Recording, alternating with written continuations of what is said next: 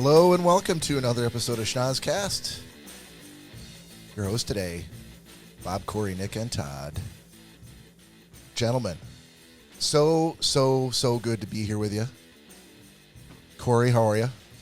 Oh, hey, I was really hoping I was going to get it. Oh, hey, today. Oh, Dude, hey, This is a special episode, so I had to give a little extra special. Oh, hey. Yeah, you let that hey just hang in the air for an extra long amount of time. I try, buddy. I try. Todd, how are you, sir? I am mighty, sir. How are you? I'm well. And Nick Bader. Oh, doing all right. Nothing better than hearing from your buddies. Let's do a little day drinking early on Sunday. That's what I was looking forward to. Yeah. So when we decided it was going to be 1 Eastern on a Sunday, which is the Lord's Day, It is. and I should be at church right now. we Thank are you. all skipping church to be here, but God being God should forgive us for that. God being God. God being God. Yep. Would that be I personally would consider that to be in the running for the episode title, but I could be swayed. Toot, toot. Yeah. I could be swayed Look at that. Came up with the episode title in 10 in the seconds. first 10 seconds of the episode, right? I just saw him check off on his MacBook list under the Schnozzcast. God being God went over well. Check. No one objected. It's a go. It's a green light. Lori, Success. your idea for the show's title was amazing. More religion. Yeah, remember how great that went when Yeah. Phil came on and did that? Yes, yeah. Let's talk about that again, shall we?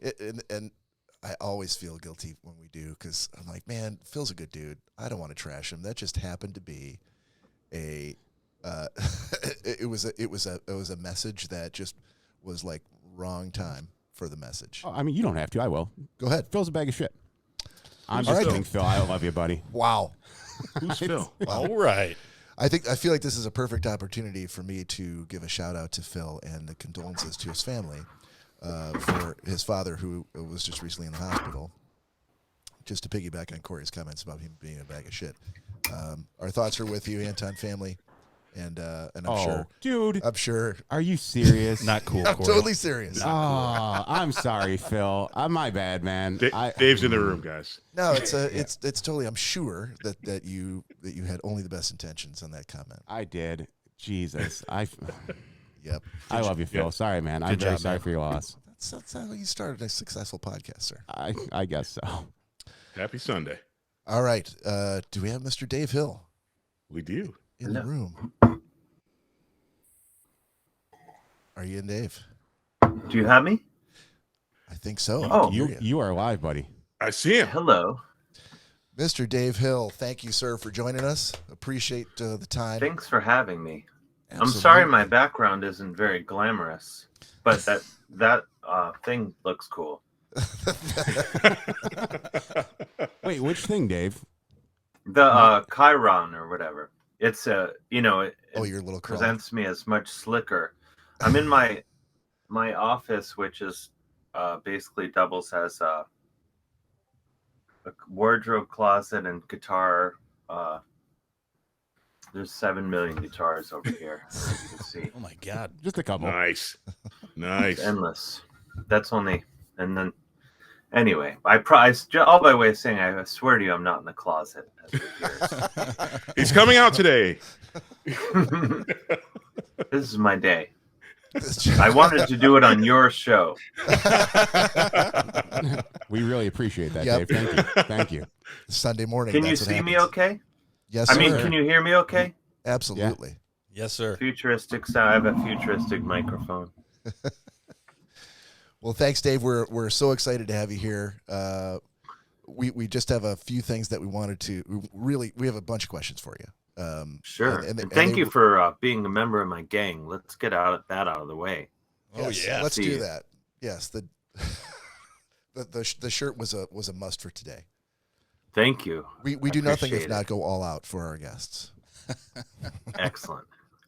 And if I could wear 2 shirts, I would have. You never know. It's never too late. Exactly. That's true. Hold on, let me go into DaveHill.com and just. Or we drop trout and go shirtless. I love it. Yeah, if you Yeah, could, no limits. if you could add to the merch pile some Dave Hill underwear or perhaps some like a nice shawl, what we'd be happy to. I'm always contribute. looking for new items, so yeah, I'm definitely open to it. All right. Thongs, baby. Thongs. Thongs, whatever the people want. Well, but the people here is really just Todd. Todd wants the thongs. Whatever. I guess what I meant to say is whatever Todd wants. Why does it always come back to that? It's always what Todd wants. I'm really. What is the What's the jersey you have on? That is that The Kraken, baby. Oh, The Kraken. Yeah. Nice. Yeah, we're talking hockey today. That's a pretty strong jersey. Yeah. Or sweater. People Indeed. complain when I call it jersey, but I do that just for the layperson, so they don't feel, so they're not confused. For the common man. Yes, exactly.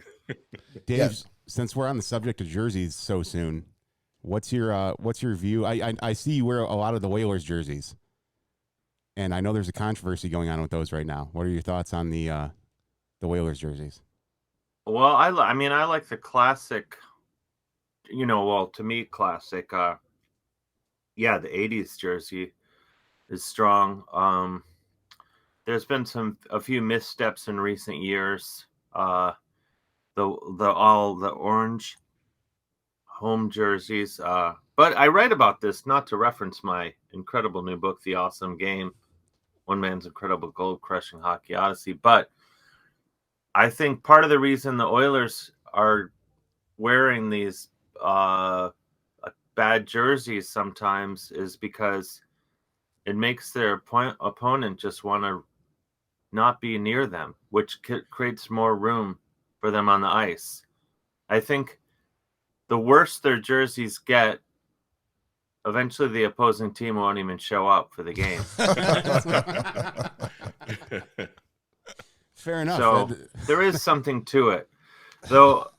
I have a big problem with NHL jerseys in general. I feel like they play it too safe. There's never, like the Kraken. I like the colors of the Kraken jersey, but I think if you're called the Kraken, let's see the full on. I want to see like the crazy mythical beast, like with a dead sailor in its tentacles, not just the eye. Yeah, I need more. Fair enough. I like your outlook on that. I mean, I don't have it on. I'm wearing a curling sweater right now. I should have worn a hockey sweater, but yesterday I was wearing one of my favorite jerseys, the Sudbury Wolves, and that is an amazing jersey because it has a wolf. They're called the Wolves, so already all the heavy lifting's done right away. They have the wolf there, but then it looks like it was drawn by a 15-year-old in the back of science class, and he's like hopped up on Mountain Dew, and there's blood flying off the teeth, and it looks insane. It's like they were like in a rush. I mean, it's great. All these are all compliments as I describe it. I'm not That's what your Kraken need, Todd. Is that 15-year-old art student sensibility to their jerseys? Yeah, exactly. I'm gonna go talk to him today. Something to think about. So, Dave, your new book, The Awesome Game. I got to say, I enjoyed the hell out of it. It was. Thank you. I had personally not read any of your books before, but so this was my introduction to Dave Hill's writing style. Although I know Todd had read Tasteful Nudes. Your first novel. Thank you. Well, they're all timeless classics. So whenever you get around to them. Yes, this is why we're going to spend our Christmas break. Is Todd and I sending each other the books that we read through the mail, so we can. That's exactly right. Build up that Dave Hill bibliography. Mm-hmm. But I had a couple of questions for you about the Awesome Game. First of all, the Awesome Game is, essentially you going around the world, literally asking the question of a lot of countries, why is hockey so awesome, and why don't more people know how awesome it is? Yeah. The number of countries that you visited in order to ask that question, going as far as Kenya, was kind of incredible. Yeah. Yeah, I mean, I could. It's the sort of thing I could have kept researching the book for years, but my publisher eventually was like, "All right, that's enough." Pulled the plug on you, huh? Yeah, you have until Friday. Yeah, I wanted to keep going. I mean, I haven't succeeded in it, but it sort of inspired me to want to keep going to more countries. You know, like Latvia. Supposedly the fans there are absolutely insane, so I would love to go to some games there. I want to go back to Kenya and play on the ice with them because I want to kick their asses. These kids, they were 15 playing 15 pounders.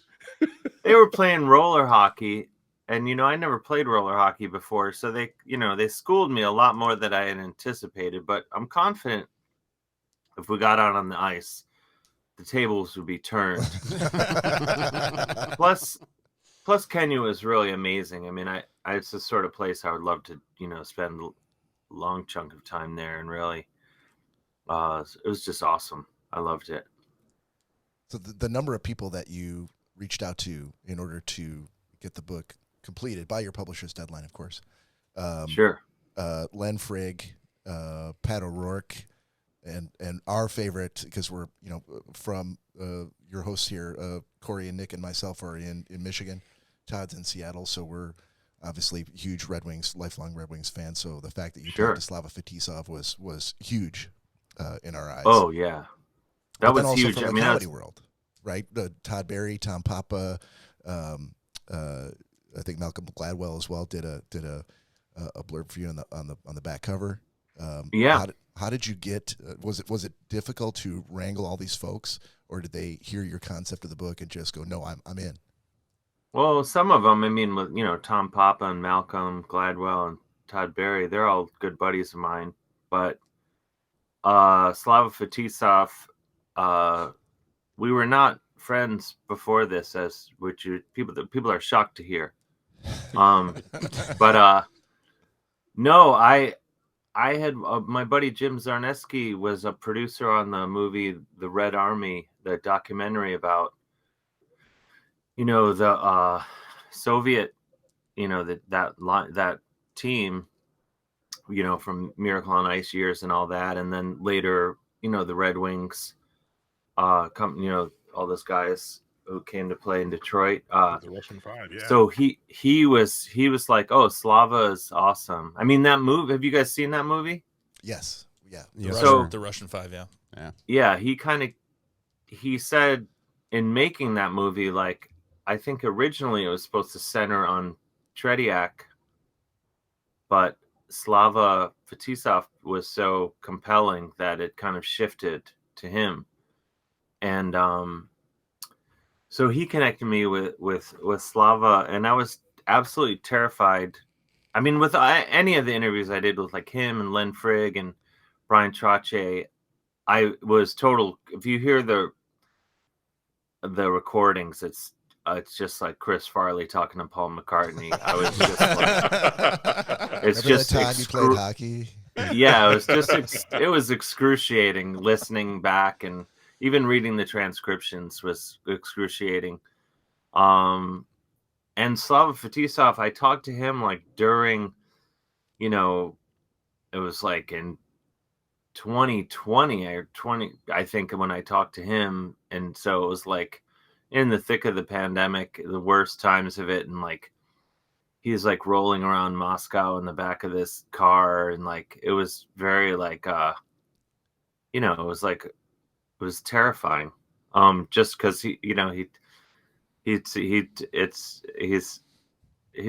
a very nice guy, but he's scary. He scared me. But yeah, and then Len Frigg, though, from the Barons, and one of the first NHL player I ever saw up close.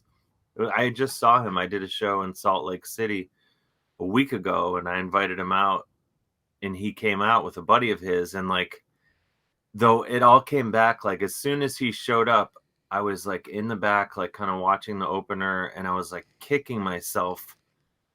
Like, oh, I was so psyched that he came, but I was also like, oh my God, why do I put this pressure on myself to invite like a hockey hero to come see my comedy show?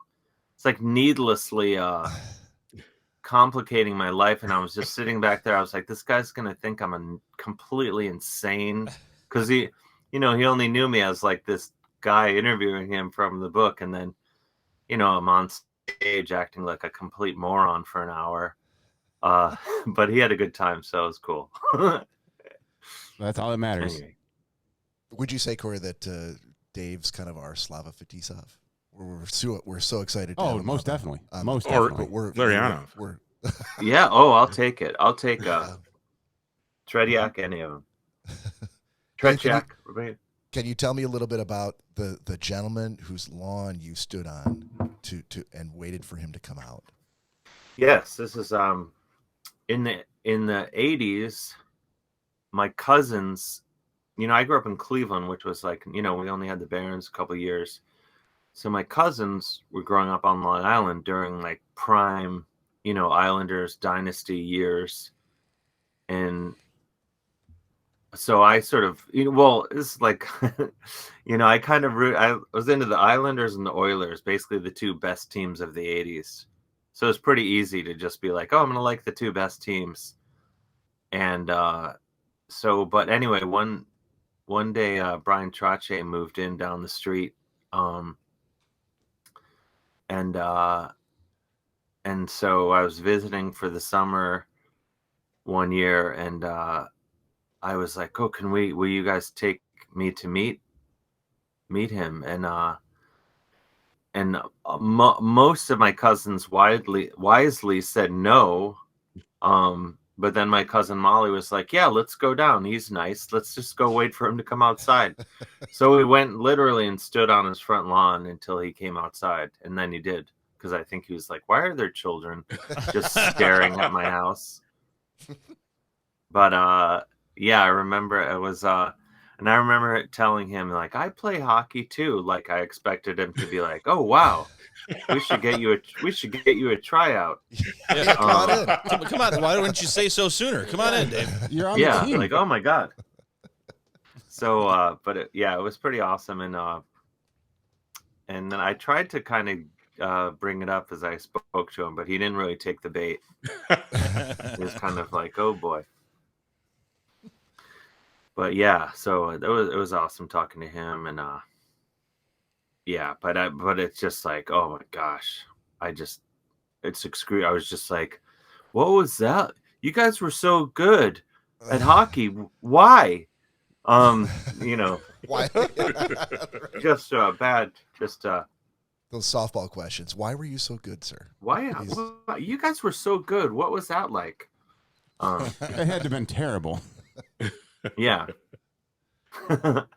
So, Dave, you've got a number of different things going on and have for a long time between stand-up, music, writing.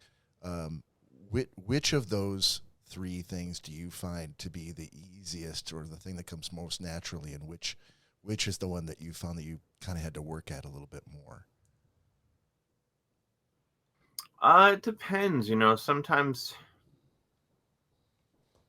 I mean, I kind of work it. I don't know. There's moments when they all seem easy, and there's moments when they all seem really hard and like the worst idea in the world. I would say with comedy, like, and it's one of those things where I'm just trying to entertain myself and kind of do what I just would make me like, kind of just trying to entertain my inner 15-year-old, I guess, with that. And when I go see, when I see other comedians, whether if they're good, even if I mean, sometimes a comedian can be really good and I don't necessarily like it. You know what I mean? Mm-hmm. Like someone could cook like a really great piece of salmon, but I don't necessarily like salmon, if you know what I'm saying. Yeah. So, Yes, we do. where I'd be like, oh, that's very good, but it's lost on me. So sometimes comedy can be like that, where I can see someone and be like, oh, this is very good, but it's not what makes me laugh. But I still, as long as it's good and I respect it or whatever, a lot of times I watch it and I'm just like, I don't understand how anyone comes up with this stuff. Like, I don't know. So in a way, comedy seems impossible to me sometimes, and then it just kind of an idea just flows out, and that's usually the stuff that ends up being the most fun and like works the best. And then I don't know, with all of it, I kind of always feel like I'm just kind of working and having fun and trying to get better, like, you know, like playing the like music. It's like there are days when I'm like, oh, I'm pretty good at music or pretty good at guitar, and then other times I'm like, oh, I barely understand how this instrument works, you know. And you know, so it's, or if someone's like, oh, you're amazing at guitar, and you know, I think, oh, they don't know what they're talking about, I'm not very good. But then if someone's like, you're pretty good, I'm like, what are you talking about? I'm amazing. I'm a legend. On Let me give you the name of this person who said it was amazing. Yeah, so it's like basically no one could possibly say the right thing to me with that, with regard to that. And then I don't know. But yeah, I'm just trying to, I don't know. And then writing, I don't know. I just kind of do it and hopefully getting better. And I don't know. I guess I'm just grateful that I can make my living with these things. And I, you know, I used to worry like, oh, it's going to all end and I'll have to return to society in some manner. But as I get older, I'm like, oh, this scam has been working so long. You know, I think it's too late for me to return. You know, it's like, I'm unhireable. I can't really, you know, it's just gonna kind of, I think I'll just kind of always be doing the things that I like to do. And you know, knock on wood. I should knock on something. Hey, Terry will take you back at the pedicab place. Oh yeah. I was just talking about the pedicab thing yesterday. Yeah, it's so funny you mentioned that. Yeah, I was a pedicab driver for 2 days in the early 2000s. Worst. I was horrible at it, and in every possible way, like physically. Physically. Well, like when you're You're pedaling. pedaling one of those bikes through Manhattan, you realize like it feels like the streets of San Francisco or something. You're like, oh my God, I always thought Manhattan was just flat. And you're like, no, it's horrible. Like when you're pedaling like a 250-pound businessman across town, you're like, this is, I can't believe how many hills there are in Manhattan. And and also like it's a job where you have to be outgoing, and I'm very friendly, I think, but I'm not like someone that's going to be like, hey, what's going on? Wait, are they expecting you to engage this 250-pound gentleman in conversation while you're That's pedaling? the whole thing of pedicabs, Bob. But if you're huffing and puffing up the streets of San Francisco, how are you finding... You're supposed to like talk people into wanting a pedicab. Like you're supposed to be like, hey, how's it going? Headed my way, all that sort of stuff. But they're already on your pedicab. No, I mean the people that aren't yet in your pedicab. Like while you're passing them? To bring in the You're business. supposed to be like, hey, like rather than take a modern mode of transportation, why don't you let a hungover guy in his 30s pedal you around? I was in my 30s then. To be clear, I'm no longer. But I, you know, it's just and I mean, most of the fares that I got when I was a pedicab driver were people that just climbed in when I wasn't looking. Like they jumped in when I was like at a stoplight or something, you know, and they'd get in. I'd be like, oh, I didn't see you there. Those were most of my fares. Very few times did I ever successfully talk someone who wasn't fully intent in getting in my pedicab already and to getting in. Did anyone ever jump out of the pedicab at the end without paying you and force you to try to very exhaustedly chase them down? No. Well, I'm sure over time that would have happened, but when I only did like 2 shifts. Yeah, it was just it never happened. Yeah, just for that I just didn't you know,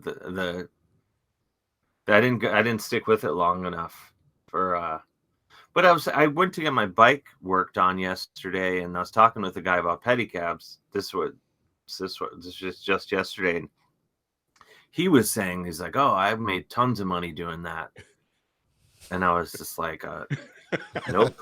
Up to 40K a year.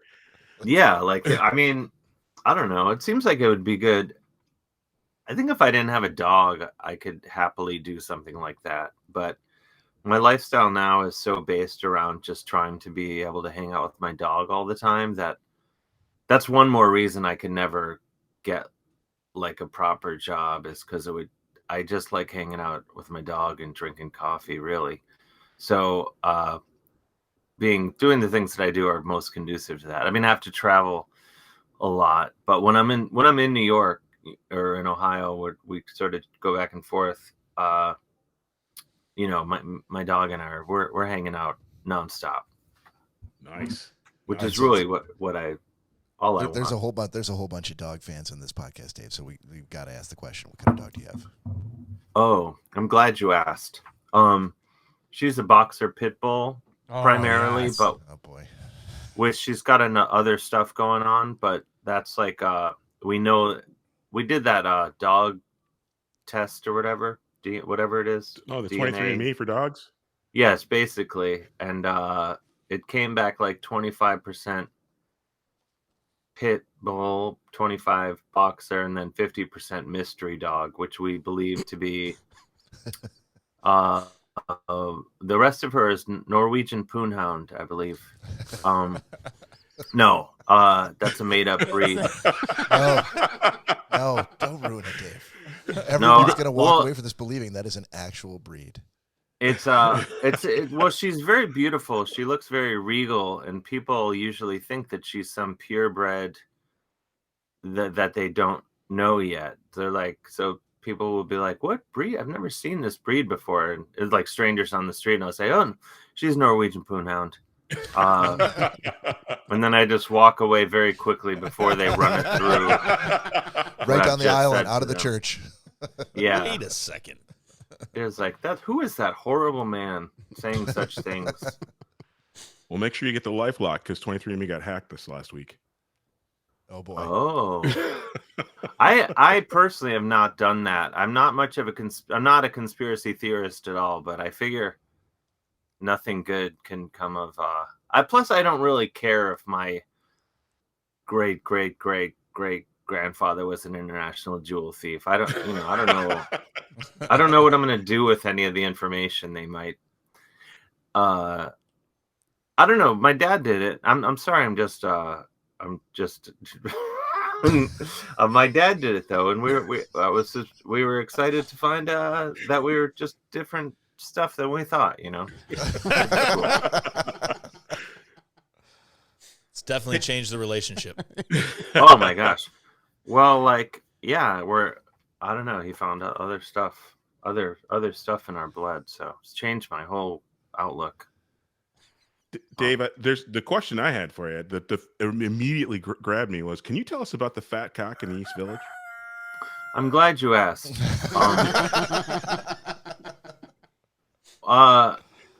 Did I talk about that somewhere? You did. Where? But you didn't expound. You didn't expound on it. Make the reference, Todd. Put the footnote in there. What's your footnote? There was no footnote. It was he referenced it, but he didn't expound upon it. He mentioned it in one of the stories in Tasteful Nudes. So that's your footnote. Oh, yeah, that's your footnote.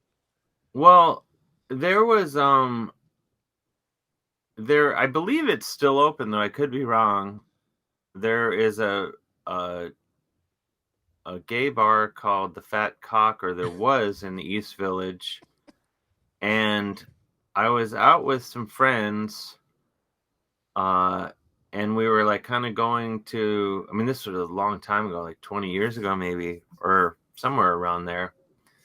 And we were out with a group of friends, and we were going around to different bars, and one of the friends in our group was gay, and he wanted to go to the Fat Cock. And I was like, why are we dragging him to all of our places and being not entertaining for a second going to a place that he wants to go? So I was like, all right, I was with my cousin Kieran and we're like, so I was like, yeah, we'll go to the Fat Cock for a beer.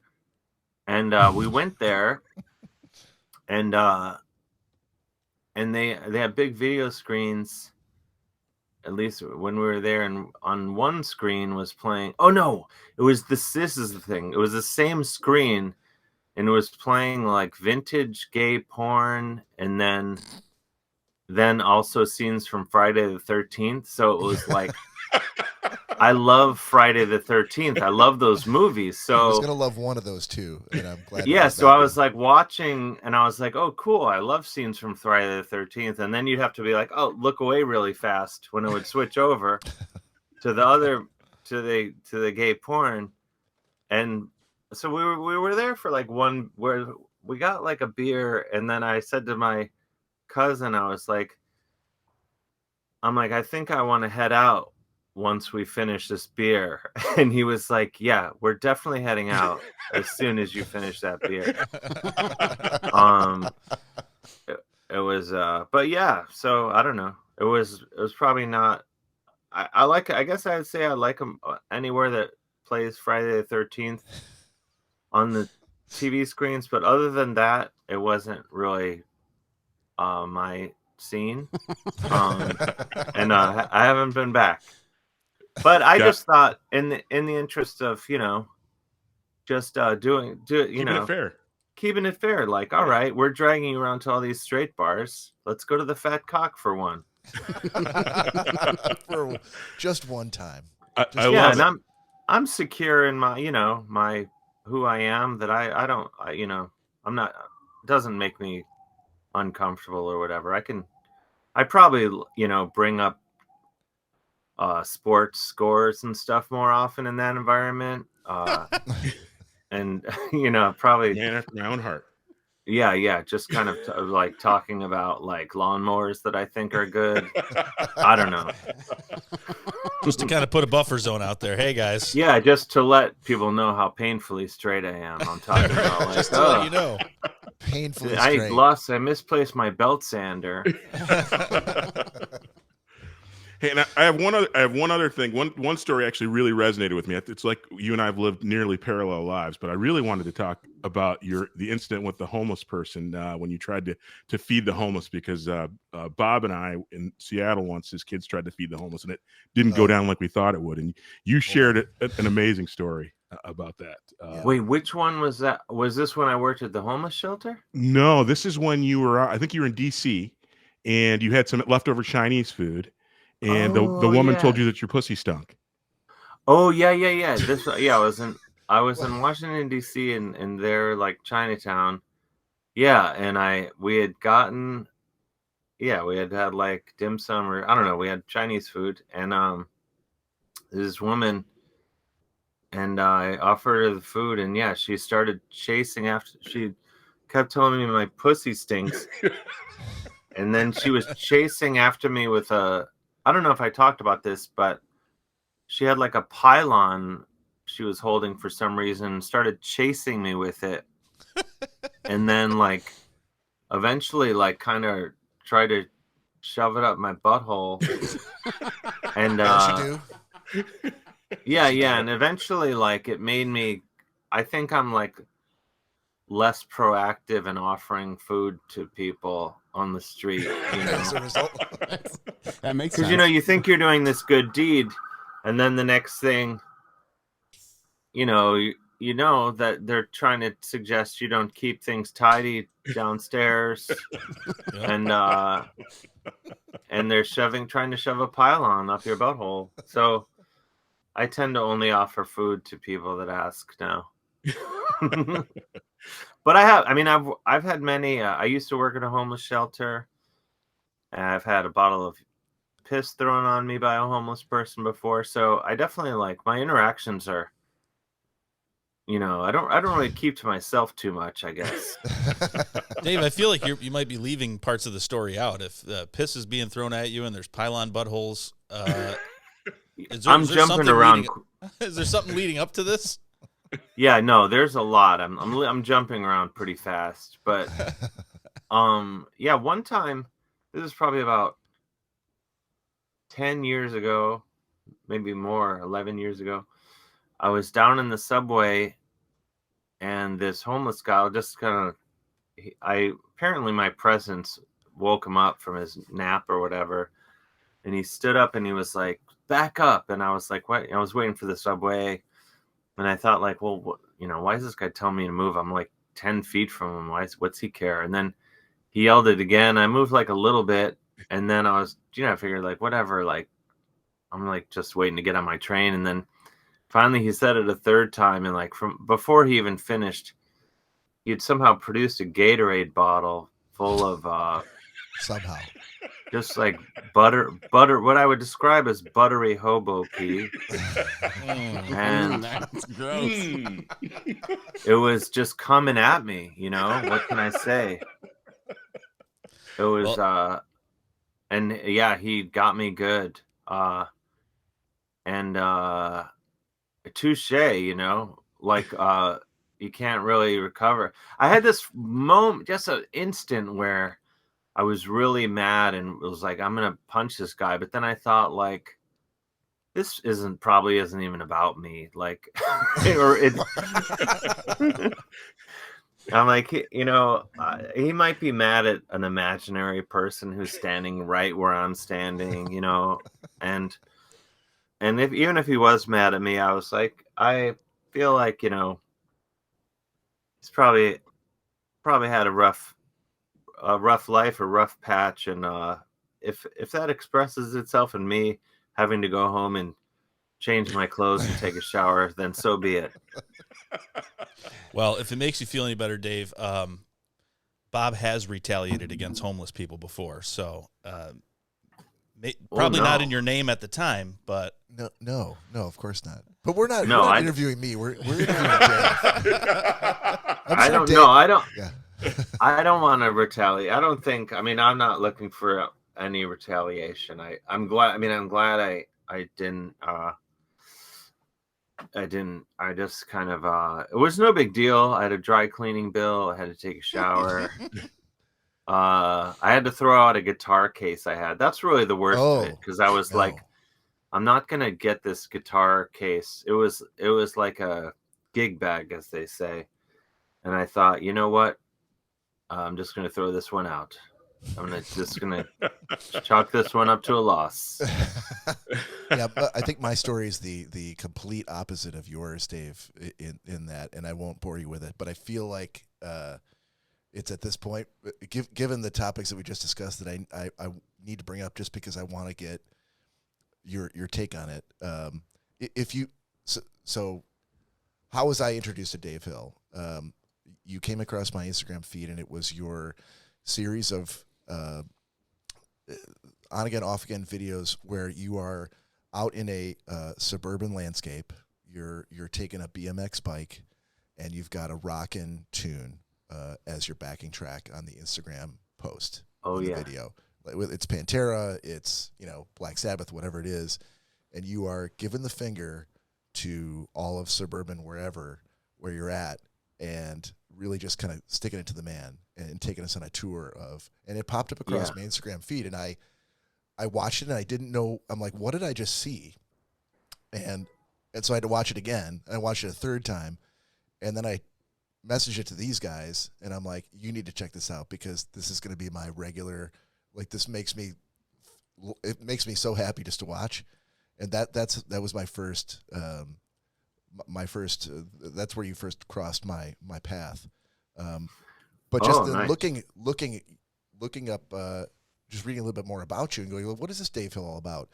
I obviously went to Wikipedia, as a lot of us do, and on Wikipedia there's a statement that says, in June 2000 you wrote what is believed to be the first ever mainstream media article on plushophilia for Salon. Oh yes. And I this don't is accurate. Well, that helps.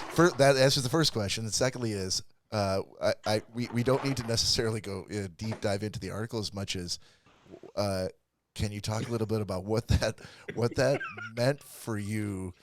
Because clearly it was noteworthy. And were there were there any was there a definite impact on your career from that article? It was I mean, because like the plusophiles and the furries, I guess I'm and people. I don't mean to like it's not for me to define fully because people are gonna say, well, that's not quite right. But like basically like furries, I think like dressing up in mascot uniforms and maybe or maybe not porking. And then plushophiles have like sort of a romantic or sexual attraction to stuffed animals, and they may or may not have sex with them. But in the early stages of my familiarity with the internet, my friend Ed was telling me about this, and I was like, "That's impossible."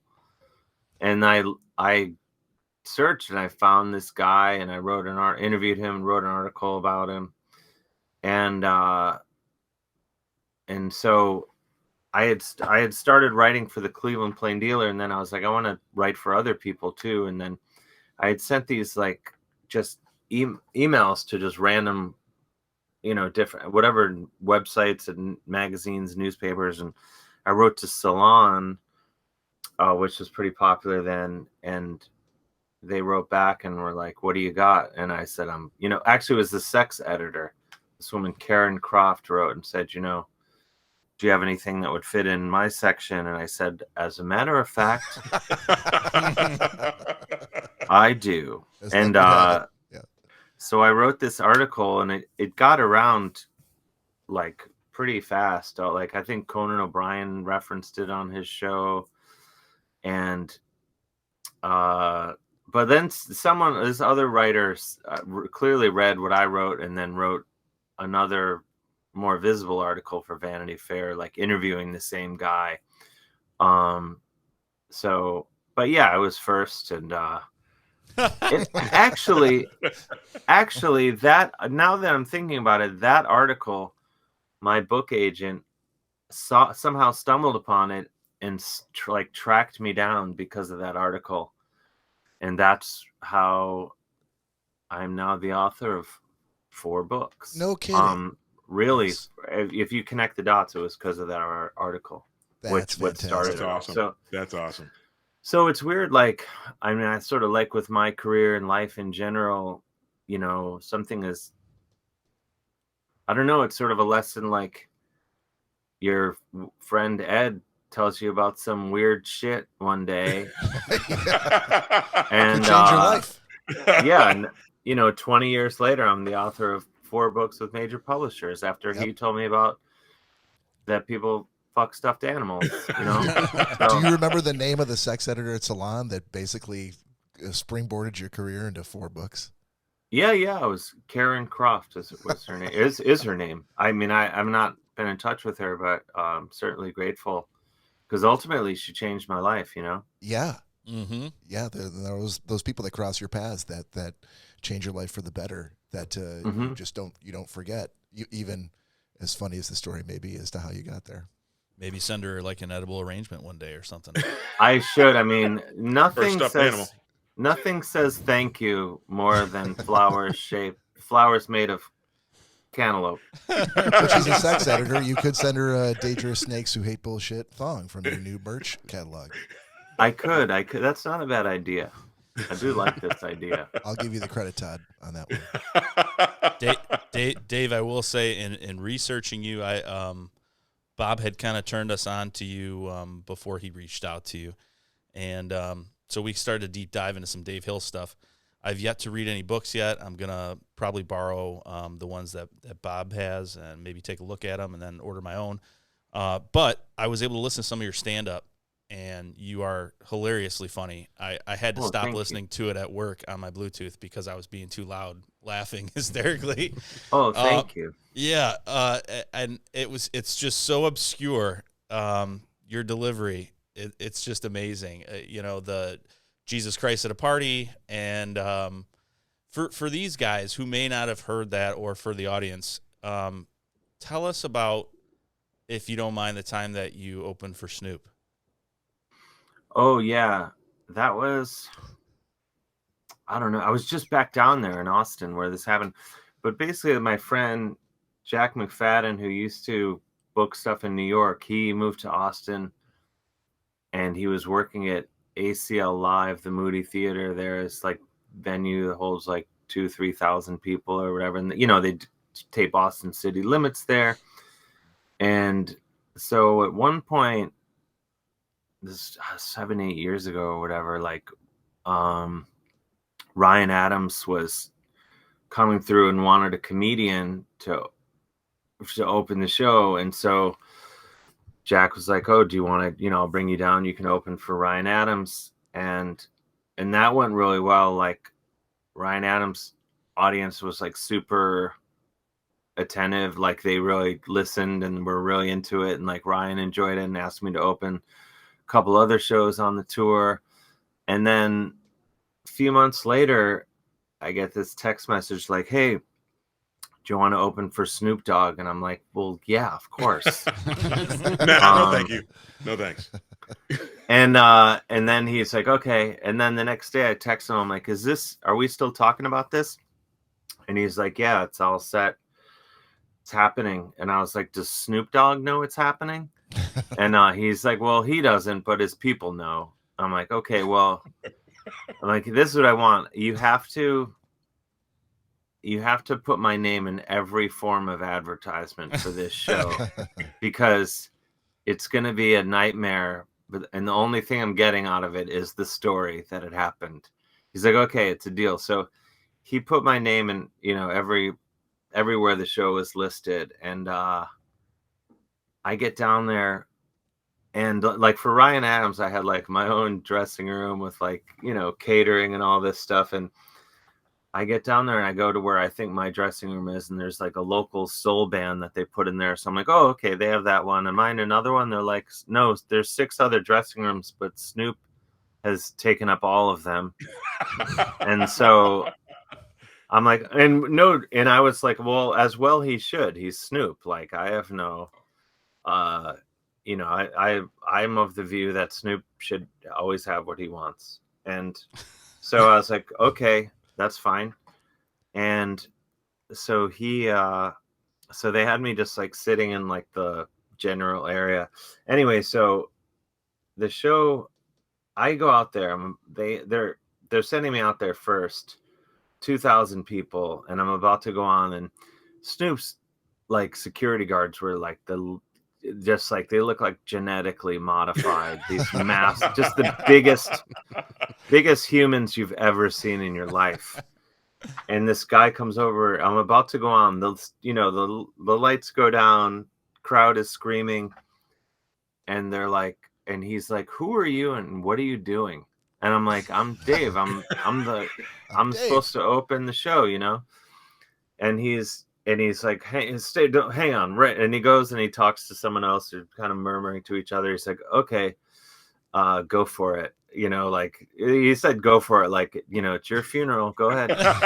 And so I go out there and like, it's just, I think people were just like, why is this guy testing the microphone out for so long? Like, what is he doing? Like truly, maybe like a quarter of the people, were listening and laughing and stuff. And a quarter were like, what is happening? A quarter was like, this guy, we need to kill this guy.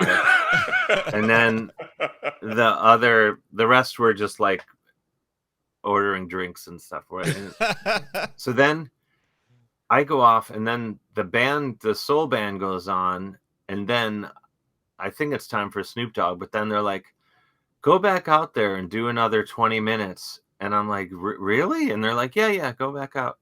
So the lights go down, and everyone in the place, like 2,000-3,000 people, are 100% convinced that Snoop Dogg is about to come on stage. And then I walk out there, and it's like, if you think they were pissed off the first time, oh my God, they were just like, anyway, so I got through it. Snoop comes out. I go in the audience and watch Snoop, and he's amazing. Just fully Snoop Dogging it up. And this guy comes up to me, this like kind of like frat brother guy, like in a, like something from like an 80s movie, like a villain from a John Hughes film or something. Like comes up to me and he's like, hey, you were that guy out there, right? Like he didn't even say like you were the comedian or whatever. He was just like, you're that guy. I'm like, yeah. He's like, so what was the idea with that? Did they just tell you to come out on stage and confuse everybody for a really long time? I'm like, no, like I was just doing my act, He's like, no, come on, just tell the truth. Like, Don't bullshit. Yeah, he's like, wait, like, did they just tell you to make everyone really uncomfortable? And I'm like, no, this is what I do for a living. Like what you saw, I travel the world doing this. This is how I pay the rent. In New York. Yeah. Damn it. And yeah, exactly. And then then he just goes, yeah, well, me and my friends didn't laugh once. And then he just walked away. And I was just fascinated that someone would be like, I'm going to go just be mean to this guy who's standing over there. I'm going to walk over to him and be mean. It was so confusing. And then but it was really fun. Like my girlfriend loves, she loves a great show or a horrible show. Like, so, when I'm doing like cool things, fancy big time showbiz things, she really likes that, and she'll come. Or if she knows that it's going to be an absolute hellscape, she'll come and see that. So with Snoop Dogg, she's like, oh, I'm coming for that. That's going to be because it's going to be one or the other. And honestly, train wrecks or rocket launches. That is right. Yeah, that's exactly. What you want from your girlfriend is a complete interest in however it goes. It's going to go great. It's going to go bad. I'm in. Yeah. She is. So like she'll come. Yeah, for the it's like the wide world of sports. The what is it? The something and the agony and the thrill of Battle of defeat. the Network Stars. No, the agony and the thrill of defeat. Yeah. Yeah, she's kind of there for that. So she came down to the last day of the last date of the last run of Tenacious D shows I opened. That was an awesome show. So she'll catch like some good ones, and then she'll catch a bunch of people being really confused looking at me and me squirming. The thrill of victory and the agony of defeat. That's it. Yeah. She's kind of into well done, sir. She's into that. Though I guess in my case, with her, it's the thrill of victory and the thrill of defeat. Yeah. You got a good woman there. Yeah. Dave, we are a podcast. We do typically our shows on Saturday nights, and we are a drink-friendly podcast. We typically do several shots on the show. As well you should. It's 10 in Seattle. We would love to do we would love shut up, Todd. We would love to do one with you. But if that's not your thing at this point in time, then you got some coffee in a cup. We'd like to cheers you. I'll do some coffee. I'm a big fan of alcohol in all its forms, but I'm very bad at drinking while the sun's, or in this case, while the clouds are out. I'll just go to bed and I'll never get out of bed. Well, Dave, I'll tell you what, we have had an absolute blast doing this podcast with you. If you'd be interested in coming back with us next year, I would love it. I'll come back anytime you need me. I'd be thrilled. Let's do an evening podcast then, where the sun will be down, completely dark, and we'll do some shots and we'll talk. Oh, that's that. Yeah, I'm in. What are you guys doing shots right now? Oh yeah. We have. What are you doing shots of? Well, that's. I'm glad you asked. Story. So go ahead, Todd. Jesus Christ. Yeah. Little Crown Apple, baby. Oh my gosh. In Seattle, they do the Crown stuff, but here in baby. Michigan, for one stupid reason or another, we're all doing Fireball. Yep. Fire. Oh my gosh, those are both not. I'm not judging anyone. No, you totally should. You should absolutely judge us on this, and I knew it was coming. I mean, I guess the Crown isn't dainty because it's Crown, but then it has apple flavored. But Fireball, You can say it. I mean, it's a bit dainty, isn't it? You're I mean, it's you're not wrong. I mean, I don't know. Listen, who am I to Dave, say? when I you mean, come who back- am You're I the to say expert. when I'm only willing to drink coffee and I'm making fun of you guys? But it's 2:00 in the afternoon almost on the East Coast, and it's Yeah. early for some folks. But Oh yeah, it's pretty. You guys are what 11? It's 11 in Seattle. Word. yeah. But when you're doing a Saturday night podcast and you're maybe going to do 2 episodes, you're going to do 2 back-to-backs, and you're going to bank one. That's 2 hours of drinking. You can't be doing 7 shots of Crown and expect to I put do out a it good every week, product. No, let's You hold need on to a pay second. me more. Hold on a Oh second, my brother. god. I mean, I can't.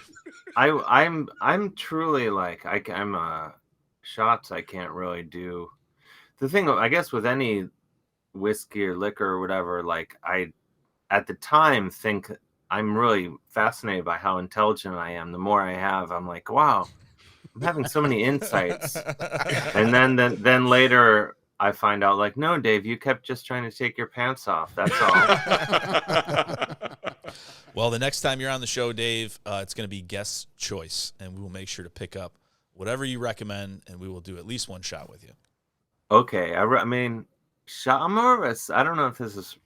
Yeah, we'll figure out soon. I'm more of a slow sipping. Yeah, I mean, I'm sherry. with you. If you want to get I'm some with sherry, you. that's fine with us. We've done that. Not We've done sherry. I'm not like an old lady. He I just know. gave a shit No. about our dainty Fireball shots, and you dropped sherry. that. Sherry, right. I know. That's right. No, I Right. like. I don't know. We'll figure it out. We'll figure it out. All right. Here's to you, Dave. I'll drink. Here's to Dave. I'll drink some coffee, Salute. Cheers, brother. Cheers. and I'll do some shots later in your honor. Oh, we appreciate that, buddy. Appreciate that, sir. Well, sir, we've had a blast, and we could probably go another hour talking because I don't think we even hit upon Tenacious D, Valley Lodge, all of the things that in the music category we want to talk about. But I want to be respectful of your time. So, Dave, thank you so much for joining. We really, really appreciate it. We would love to have you back here whenever you're available. Yeah, thanks for having me. I'd love to come back anytime. Dave Appreciate Hill that. Gang. We appreciate that, buddy. Yeah, thank you, Dave, Thank very much, you. man. All right, thank you. Thank you, sir. What? It's like, are you kicking him off? Like, are you kicking him off the show now? No, we're not kicking anybody off. No. We're We're keep on done. drinking. All right, but we're done though. Yeah. That's the end. Okay. That's a wrap. Okay, I didn't know if I was supposed to click because a lot of times you click and then they're like, "Oh no, we didn't mean for you to leave. We were just ending the episode." Well, thank you guys for having me. I had a lovely time. Thank Let me you. know when this comes out, and I'll spread the word on the internet. We will shoot. Thank you. We will shoot it over to you. All right, cool. All right, have a great day. Thank Thanks, you, brother. Dave. You too, You buddy. too. All right, bye bye. Bye. Gentlemen, Yes, sir. Dave Hill. Awesome. Holy cow. Amazing. Hysterical, Absolutely amazing. dude. Absolutely I- hysterical. I'm telling you, there were a couple of times where I'm like, you know what? You could tell this is a story that he's, because I think Todd reached back to Tasteful Nudes a couple of times, and that was his first book, right? He's written 4 of them, and then it was number 1. So it may have been a while, but you could hear him jogging his memory, going like, "Oh yeah, that story," and he like gamely jumped in. He's like, "Let me tell you what happened."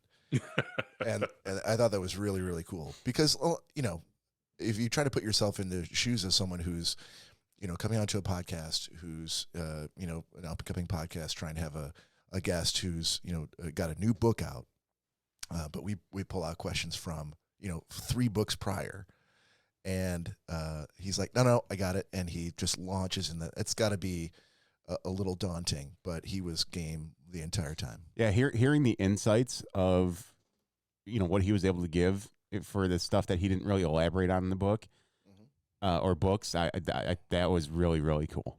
Very cool. Yeah, and that Snoop story. I felt like, as soon as he said it, I looked at you and I'm like, I know that was your question, and you wanted to ask about Snoop, and I'm like that, and I know what you're thinking, like, oh, that motherfucker. At the end of the day, it was asked. That's all that matters. Listen here, all you motherfuckers.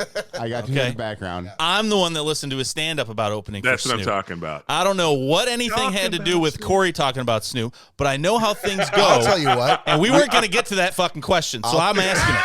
How do you know we weren't going to get there? First Because of all, always with books and books and books, and no one talked anything. I'm like, the one thing I know is that I listened to his stand-up. the one thing that I did too. It would have came up. It would have came up. No, it wouldn't have.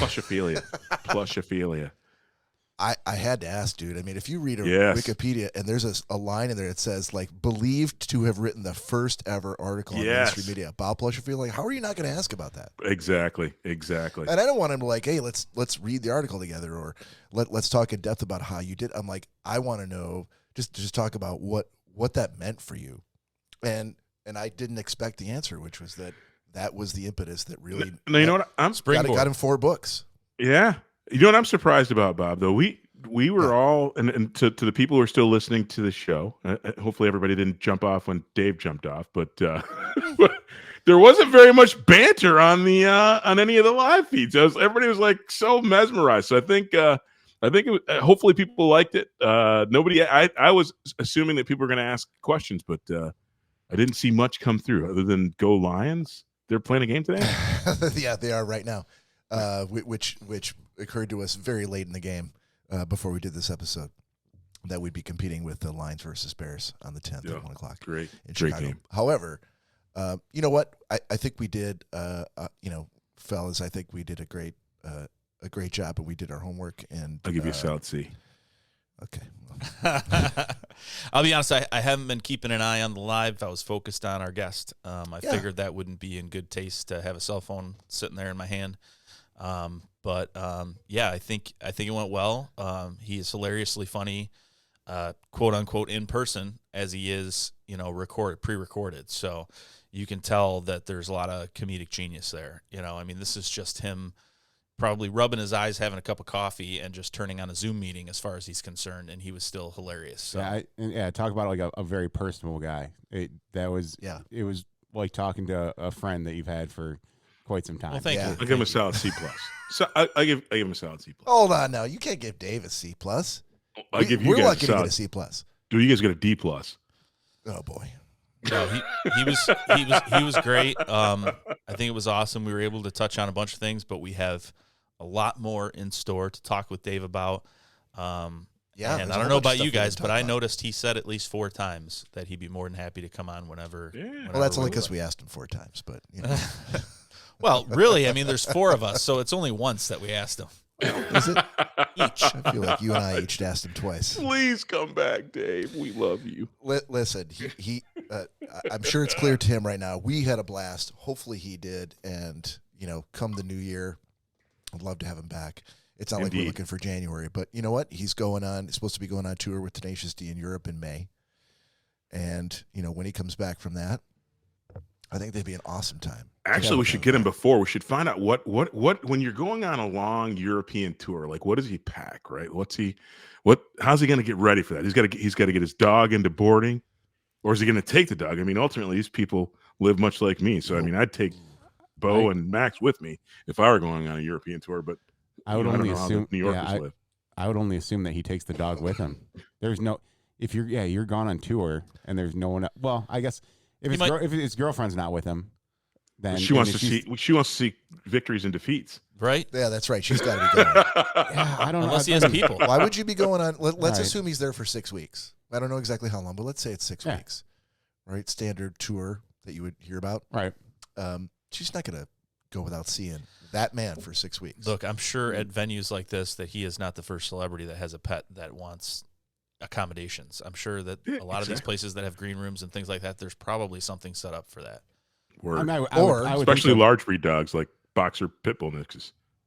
Yeah, and poon hounds, Norwegian poon hounds. Yep, Norwegian poon hounds. Norwegian poon hounds. I actually did Google it. Why would you Google that? Because I'm a dog person. So why not? I love all dogs. I just wanted to see what would come up if you Oh did my a God. Norwegian Poonhound. Dog rescue, Norwegian Oh, Poonhound. boy. Available. Enter. Click. Ooh. No, I'm glad he gave us shit. That was a very personal thing. As we know, we are a ball busting podcast. So without something like that, I mean, do we really even know Dave Hill? I mean, really? If he's not going to sit there and rip on us for taking pussy shots, then If you read Tasteful Nudes, and I'm putting it up there again for everybody to see, you will know Dave Hill. What an amazing book. Highly recommended. Awesome book. Do it. Let's you and I, Todd. Let's this winter break. Let's do exactly what I proposed. What I basically made up on the spot and told Dave. But which we probably should do is, I'll send you my awesome game book, and you send the Tasteful Nudes back to me, and then I'll circulate that back here amongst all of us. Sounds good. We should do that. Yeah. Although, it does. And again, he says in his foreword to the book that he doesn't mind if people hand it out, but he does get paid if people buy the book, Bob. So that's So those people are probably famous people who have a bit of extra scratch. Well, I will say this: people who can read should buy the book. This is what I was just gonna bring up to my point, which is why I shifted gears pretty quick. You know what? The guy didn't charge us for his time. He's more than willing to come back on our show. Yeah. I think the least Cory and I can do is buy both of his books. Well, especially since you told him you hadn't read any of them. All four of them. That's probably a good idea. I mean, I'm just being honest. I haven't. Absolutely, you were being honest. Yeah, but put it on your Christmas list. How much of his stand-up did you listen to? A lot of it. No, you didn't. Dude. done my homework, sir. Yeah. But honestly, no. For those out there, if you're interested, follow him, Mr. Dave Hill, on pretty Instagram. much all Instagram. Okay. Yep. Mr. Dave Hill, Mr. Dave Hill. Definitely do that. Fellas, I don't want to, I know it's 2:07 right now. Todd, you got somewhere to go? I don't have to be anywhere. All right. Why don't we do, I'm going to go grab the fifth, and we're going to do a shot. We're going to celebrate a little bit. And in the meantime, we're going to do an existential question. I love it. Love it. Love it.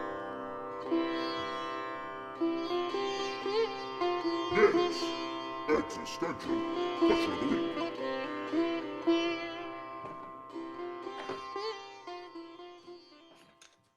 All right. So for this installment of Nick's existential question, that wasn't necessarily teed up until this second.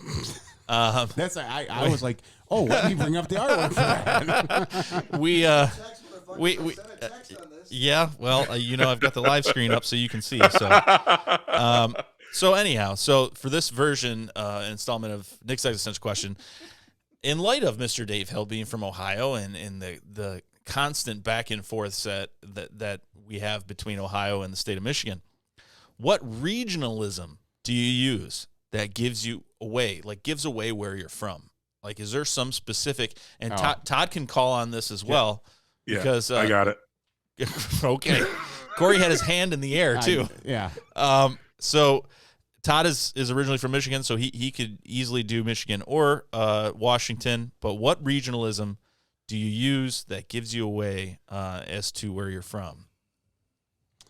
Can I go first, please? Yes, sure. Please. Go ahead. I don't want Cory to go first. He always goes first. Yes. Does he? Sure. No, I don't. But It's called privilege.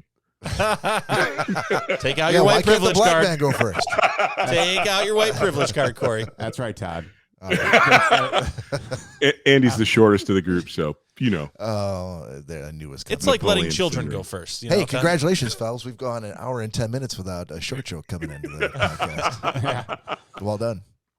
Pop is definitely Fucker. Pop. God damn it. everywhere else. It's soda. Why would you steal that from? Sorry, dude. That's the first thing that came to mind. P.O.P. God damn it. All right, Todd, what do you got, buddy?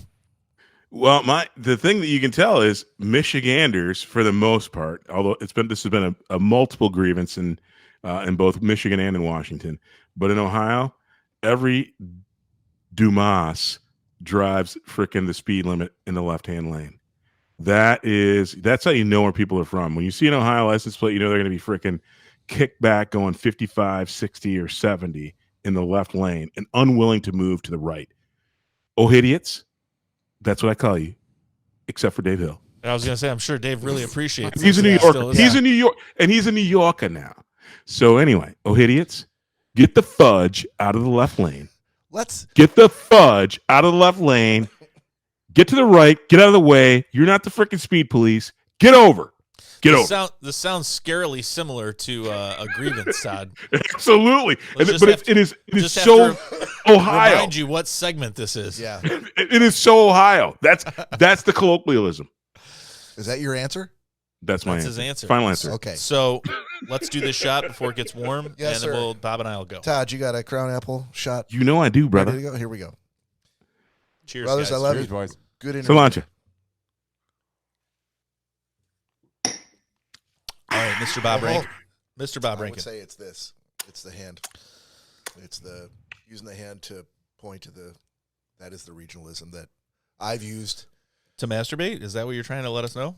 Yeah, I'm a righty. This is the one. That's the one right there. Just for the camera. What do Ohio? That's What do the one. idiots do? What do they do? Just hold up a turd or It's fist a or yeah. potato? It's a closed fist, I guess, or Like they a could put a potato in your hand, I suppose. Yeah. And again, let's Ohio remember. holds up a square. Let's remember, Dave volunteered to circulate and promote this video, with which we are trashing. Well, we aren't making fun. We aren't making fun of the fact that Well, you're Cleveland's saying river Ohio. caught on Just say fire. Ohio everywhere except for Cleveland. Yes. I will be honest with you. As much shit as we do talk about Ohio and Ohioans talk about Michigan, Cleveland and Cincinnati are fucking awesome, man. They're really cool places to go hang out. Yeah, I used to work. For work we used to go to Cleveland all the time. Love that town. Cincinnati, I don't have as much, but Columbus, I've been in Columbus more times than I could count. Have you been Probably down to the because- docks? because There's a Todd- crap Big Ten Todd school sent me there. Well, no, it was for Oh my work. He God. sent me there. Yeah, but there's a crap Big Ten school in Columbus. So And honestly, the number Speak of problems that we would have with Ohio are mostly sports based, which is why I can't understand why you have a problem with Ohio in any way. Oh, well, this, like I've told you guys many times before, my grandfather instilled it in me when I was a wee lad, knee high. Was it sports based? It had nothing to do so with sports. Cory's height. It was, just about 3 apples high. He can hear you. He's in the bathroom. 3 apples high. But he used to always glare at people with Ohio license plate.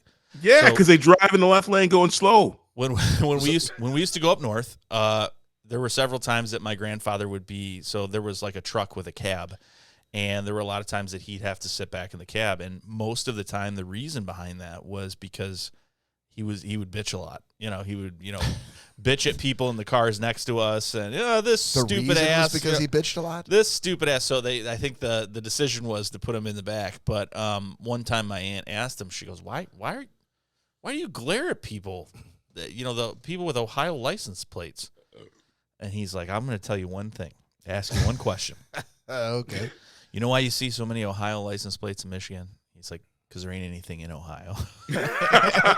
And so that is in my brain from a young child, and that coupled with all the different sports things, I think there's just it's like the Capulets and the Montagues. You're born into it. You have to really, for the most part, despise Ohio if you're from Michigan and vice versa.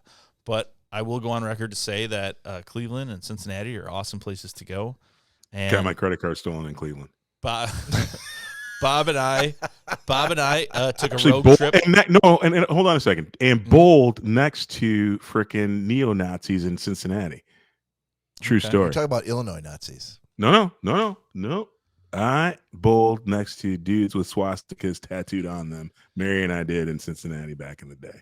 Well, look, those dudes are everywhere. I mean, you can't impugn an entire region Entire based on state based one on- moron. Yeah. I don't even care about that. I'm just telling you, they drive slow in the left lane. Yeah. I mean, So their okay, bowling skills weren't very good. So Can I just point out for a second that it's now taken us 255 episodes for anyone to come up with an on-air Romeo and Juliet reference? you're welcome. I know. Says the English You're major. welcome. Thank you, Nick. I You're know. welcome. What the The world's been Montagues waiting and the for. Capulets. That is surprisingly the one song that I can whistle and ask people, and most people, like all walks of life, immediately know that song. Yeah. Because they were forced to watch it in high school, the movie. But All right, so to answer to the what regionalism do you use that gives you away from where you're from, Bob's answer was holding up the mitten, holding up a hand, and pointing to where you are from.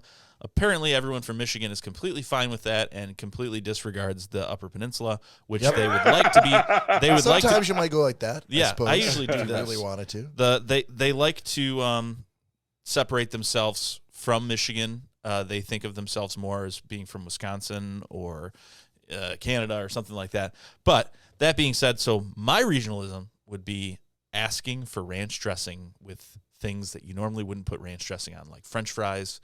Can I get ranch with my burger? Is that very It should be blue Michigan cheese. only? very It should be blue cheese. very, very Michigan. I feel like it's a Midwest thing. Are you saying it's not Midwest? I'm it's specifically telling Michigan? you, there are interviews. There's been stand-up comedians. There's all kinds of people that I've listened to that are like, you go outside of the state of Michigan and, maybe bleed into Ohio a little bit and the UP and a little bit around that area. But you go outside of Michigan and ask for ranch with your fries, and they look at you like you're a psycho. They're like, Oh. you want dressing, salad dressing for your fries? I wasn't thinking about ranch with fries. I was thinking about ranch with pizza. Oh, that's even more Michigan. So really, I Ranch? so nowhere else.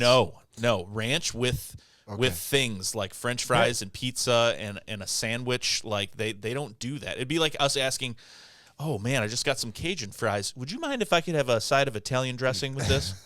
Like they would probably look at you the same way. Like, why are you asking for dressing? Yeah. That's very interesting because I never knew that was a Michigan thing. Yes. And as a matter of fact, last night when we went to eat before bowling, everyone at the table Ask for ranch? They're like, "Oh, just bring all cups of ranch. Yeah. More and more ranch." Yeah. I'm like, I guess I'm not that much of a Michigander then because I really don't like ranch with anything. But What the fuck, man? everyone at the table was like, "Yeah, bring like 6 How cups of ranch." dare you call yourself a Michigander? It's sir? it's like Mike.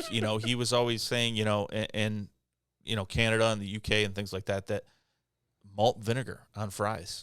Yeah, I've That's never. nothing we would ask for. Is that a at Michigan thing too? No, not at all. That's No, it's a No. UK thing. Yeah. My father-in-law used to do that all the time, and I never understood it. I'm Don- like, why yeah, the Don- fuck Don would you- loved it. Yeah, loved just drenched in that shit. We've gone to Danielle's the same way. bars. Really? Yeah.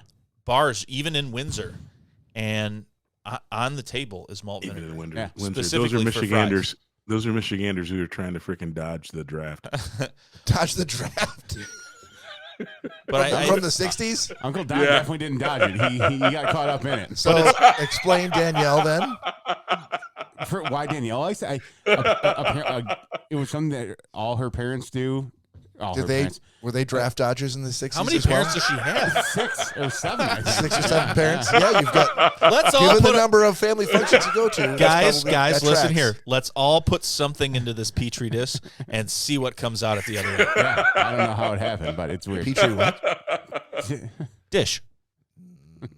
I think that might have been Like I think this. that might be in the That- jar. Look, fellas, if that is the first mispronunciation we've had on this show, hats off to all of us. Oh yeah, definitely. I know. And somebody said colloquialism. Who said that? Did think you I say did. that, Todd?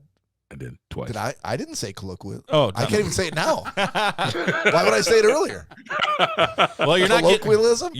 checked by any of us because none of I us know. can say that. So. You must have blacked out for a second there. Oh, nice. There were a couple of nice. times where I Tell the blacked black guy that he blacked out. Great. I whited out Yeah. pretty quickly Yeah. on that show. Nice job, guys. Yeah, thanks, Cory. What a reference. You're welcome, I John. know. All right, that is the podcast for this week. Thank you so much for tuning in. We were so happy to have Dave Hill on board, and we were happy to hear you here too. On behalf of Nick and Cory and Todd, this is Bob saying we'll see you next week. Peace out.